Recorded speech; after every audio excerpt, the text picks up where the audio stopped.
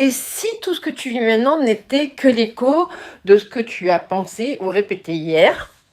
Abraham Hicks dit que quelque chose qui est dans ce style, l'univers ne répond pas à tes demandes floues, il répond à ton état intérieur. Alors aujourd'hui, on arrête de supplier l'univers, on incarne. Et je vais te partager un rituel hyper simple, mais qui va tout changer. Alors tu prends un stylo, une feuille de papier, tu vas écrire une lettre, mais attention, pas n'importe quelle lettre.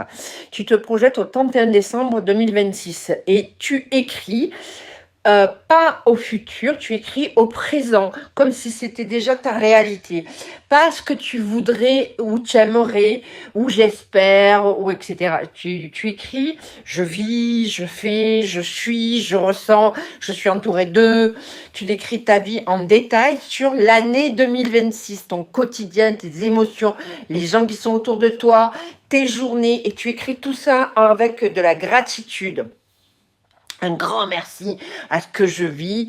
Et pourquoi tu fais ça et pourquoi ça marche? Parce que ton cerveau ne fait pas la différence entre ce que tu imagines intensément et ce que tu vis réellement.